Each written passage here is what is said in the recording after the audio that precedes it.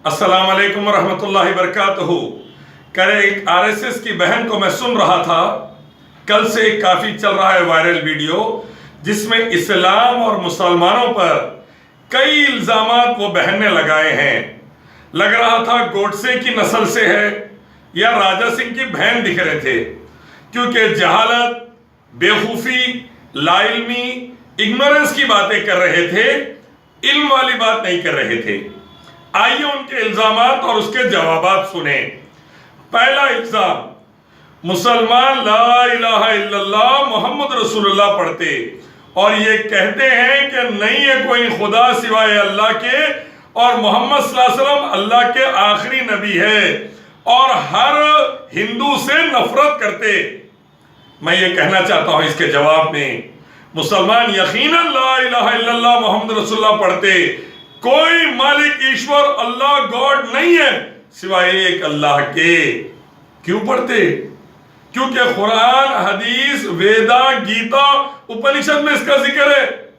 पढ़ लो खोल के, तुम्हारी धार्मिक किताब Chandogya Upanishad book number 6 section number 2 verse number 1, Rigveda book number 18 chapter number 36, Shvetopanishad chapter 6 verse 9, Yajurveda chapter 32 verse 3, Bhagavad Gita chapter 7 verse 20, Bhagavad Gita chapter 18 verse 36। एकम विदित्यम, सबका मालिक एक ही है, ईश्वर अल्लाह एक ही है।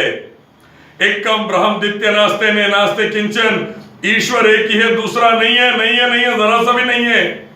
न तस्य प्रतिमा अस्ति, उसका कोई आकार और प्रतिमा मूर्ति नहीं बना सकते। न कस्य कसित जनिता न कडिपा, उसके माँ बाप अल्लाह के, ईश्वर के माँ बाप बीवी बच्चे नहीं है, वो अकेला है। तुम्हारी धार्मिक किताब बोल रही, आरएसएस में जाके जाहिल मत बनो, वेदा गीता उपनिषद पढ़कर इल्म हासिल करो।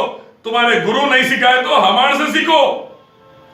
दूसरी बात, मोहम्मद सल्लल्लाहु अलैहि वसल्लम के बारे में Atharvaveda book number 10 chapter number 10 मंत्रा नंबर 13 से लेकर 23 तक, एक शिंडी कटाने वाले, दाढ़ी बढ़ाने वाले, ऊंट चलाने वाले, मलेच्चा आएंगे बाहर से, गोश्त खाने वाले रहेंगे, उनके फॉलोअर्स का नाम मुसलमान है, साफ तौर पर लिखे हुआ है तुम्हारी धार्मिक किताब में।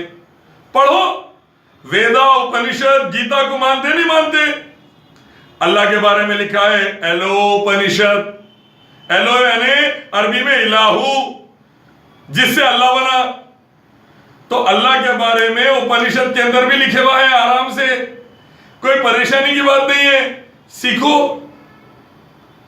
बौरान ना हो, जहालत की बातें ना करो। और मोहम्मद सल्लल्लाहु अलैहि वसल्लम के बारे में भी लिखे हुआ है तुम्हारी धार्मिक किताबों में।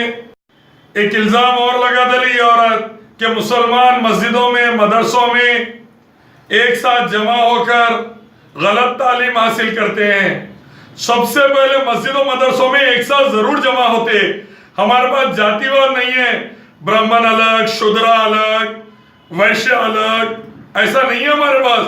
सब एक अल्लाह के बंदे हैं, सब बराबर है और सब एक साथ मस्जिद में आएंगे, सबके बच्चे एक साथ मदरसे में पढ़ेंगे। छूत छात इस्लाम में नहीं है। प्रेसिडेंट कोविंद, इंडिया के, भारत के सदर राष्ट्रपति मंदिर में गए तो ढकल डाला एक जना, क्यों? दलित है बोल के। उनकी बीवी को ढकल दिया, क्यों? दलित है बोल के।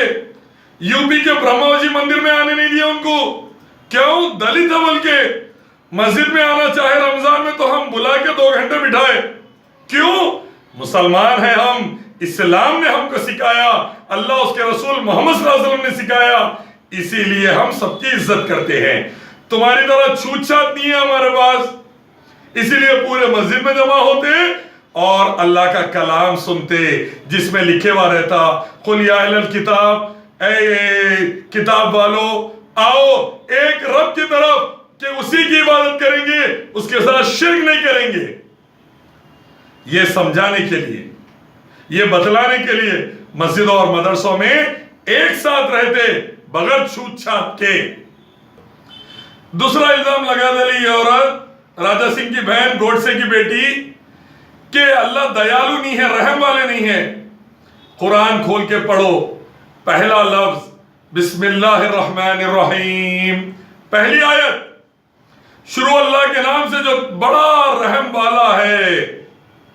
देखो, अल्लाह को छोड़ के जानवरों की पूजा करते हो, अल्लाह को छोड़ के इंसानों, जिंदों, मुर्दों, पत्थरों की पूजा करते हो, फिर वो भी वो तुमको खिला रहा पिला रहा, फिर भी वो तुमको जिंदा रखा, फिर भी वो तुमको मौका दे रहा, फिर भी वो तुमको हम जैसों से सीधी बात सिखा रहा। और क्या होना, तुम्हारे बाप को बाप नहीं बोल के पड़ोसी को बाप बोलो, क्या जवाब आता देखो, पत्थर डाल देते तुम्हारे बाप। लेकिन रब का रहम देखो, अल्लाह का रहम, उसकी दया देखो, उसके साथ तुम जानवरों की पूजा कर रहे तो भी माफ कर दे रहा हो, मौका दे रहा, सुधरने का मौका।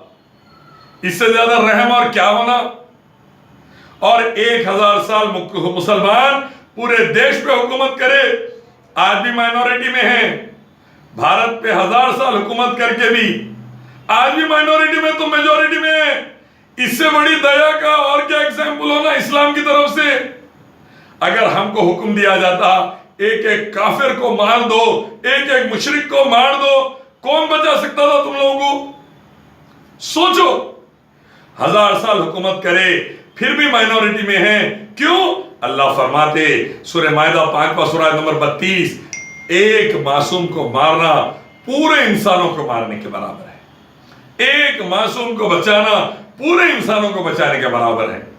पता चला किसी मासूम की भी जान नहीं ले सकता मुसलमान। इसीलिए गौरक्षक आतंकवादी मुसलमान नहीं है, इसीलिए गुजरात मुजफ्फरनगर में मुसलमान नहीं मारा, आरएसएस बजरंग वीएचपी के आतंकवादी मारे मासूम मुसलमानों को। मुसलमान मासूम की जान नहीं ले सकता।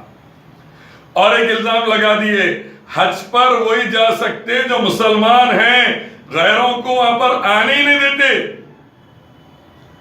तुम जानना चाहिए, गैरों से हम सिर्फ इतना कहते हैं कि तुम अपनी धार्मिक किताब मानो। हिंदू भाइयों बहनों, वेदा, उपनिषद, भगवद गीता मानो। ईसाई भाइयों बहनों, बाइबल मानो। यहूदी भाइयों बहनों, तलमुद मिस्नद मानो। सिख भाइयों बहनों, गुरु ग्रंथ मानो। सब में लिखे हुआ है सबका मालिक ईश्वर अल्लाह एक है, उसी की पूजा हो, उसके साथ दूसरों की ना हो, साफ तौर पर लिखे हुआ है। तो धार्मिक किताब को मानो, एक अल्लाह की इबादत करो, चलो हज पे। एक पैदा करने वाले, पालने वाले की पूजा करो, चलो हज पे। श्री कृष्ण बोले चैप्टर 7 वर्स 20 भगवद गीता में अर्जुन को, अय अर्जुन, एक ईश्वर की पूजा कर, दूसरों की ना कर, तेरी बुद्धि नष्ट हो जाएगी तो नरक में जाएगा। तो श्री कृष्ण की बात को मानो, एक अल्लाह की इबादत करो, चलो हज पे, कोई नहीं रोक सकता। तुम अब पत्थरों की, मूर्तियों की, जानवरों की पूजा करेंगे तो ऐसे लोगों को जो धार्मिक किताब के खिलाफ जाते, हज पर नहीं आने की इजाजत है। और एक इल्जाम लगा डाले, मुसलमान रोजा इसलिए रहते कि उनको जंग करना रहता। मुसलमान रोजा इसलिए रहते, कुरान में लिखे हुआ है तकवा पैदा हो, ताकि किसी की जान, माल, इज्जत और आबरू पर हाथ ना डाले। निर्भया के रेपिस्ट गैर मुस्लिम, हर साल हिंदुस्तान में लाखों बच्चियों को मां के पेट में मार देने वाले अबॉर्शन से हिंदू डॉक्टर्स, हिंदू नर्सेज, हिंदू माँ बाप। बीबीसी की रिपोर्ट के मुताबिक 2 करोड़ से ज्यादा हिंदू बच्चियों को मार डाले हिंदू माँ बाप, हिंदू डॉक्टर, नर्सेज। ये गंदी चीजों से बचना है, शराब, तंबाकू, सूद से बचना है, हरामबाजियों से, जिना से, प्रोस्टिट्यूशन, होमोसेक्सुअलिटी से बचना है, धंधे वाली औरतों से बचना है, उनको भी बचाना है, एड्स से बचना है। तो हमको हुक्म दिया रोजे रहो, अपने अंदर तकवा, अल्लाह की मोहब्बत और डर पैदा करो, बुराइयों से बचो। इसके लिए रोजे का हुक्म है। जंग बदर पहली जंग रमजान में हुई, जंग तबूक, जंग खंदक, ये जंगे कभी भी मोहम्मद सल्लल्लाहु अलैहि वसल्लम रमजान में नहीं लड़े। जाहिलों के जैसा बात कर रही तू गोडसे की औलाद। पहले सीख, कुरान सीख, हदीस सीख, वेदा, उपनिषद, भगवद गीता सीख, फिर बात कर। राजा सिंह के जाहिल बनेंगी तो सीधा पूरे देश को भी डुबाएंगी, खुद भी डूबेंगी, पूरे देशवासियों को भी डुबाएंगी। ऐसा मत कर, पहले सीख। रोजे को इसलिए रखा गया ताकि तकवा हासिल हो। और जंग लड़ना, मुसलमानों ने जुबान से दीन को फैलाया, सबर से दीन को फैलाया। जब उन पर बहुत ज्यादा तकलीफ हुई, उनको मारने आ गए, तब मुसलमान जंग के लिए भी आगे बढ़े। और ये बात का इनकार मुसलमान नहीं करता। मुसलमान बोलता जैसे को तैसा, जितनी इज्जत देना है बराबर दो, कुरान हदीस में है। लेकिन जब जुल्म हो तो जवाब जुल्म का फिर इंसाफ से दिया जाएगा। ये अल्लाह का हुक्म, ये मोहम्मद सल्लल्लाहु अलैहि वसल्लम का तरीका है। लेकिन मासूम को कोई भी धर्म के हाथ लगाया नहीं जाएगा, चाहे हिंदू हो, सिख हो, ईसाई हो, यहूदी हो, हाथ नहीं लगाया जाएगा। यह हुक्म है अल्लाह का। और मुसलमान इस पर चल के ही जोधा को रानी बना के रखे, भागमती को रानी बना के रखे, मान सिंह को कमांडर बनाए, जनरल बनाए, तब जाकर देश 1000 साल इतना सक्सेसफुल था। पूरे वर्ल्ड का 33% जीडीपी इंडिया में था, सबसे सक्सेसफुल सुपर पावर था मुसलमानों के अंडर में। आज क्या कर डाले देखो, कर्जे में नंबर 1, भीख में नंबर 1, भूखे लोगों में नंबर 1, बच्चों को खाने को नहीं है, मालनूरिशमेंट में नंबर 1, बीमारियों में नंबर 1, फसाद में नंबर 1, अभी औरतों के ऊपर क्राइम में नंबर 1। यूनाइटेड नेशंस का ह्यूमन राइट बोल रहा सबसे बर्बादी ज्यादा हिंदुस्तान में चल रही।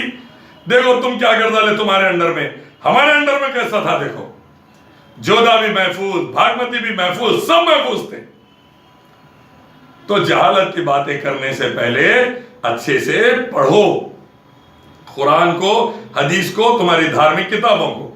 लिखे हुआ है कि मुसलमान, और एक इल्जाम लगा डाले हिंदू औरतों की जो सो रक्षा नहीं करते तो जोधा को रानी के को बनाते थे, भागमती को रानी के को बताते थे।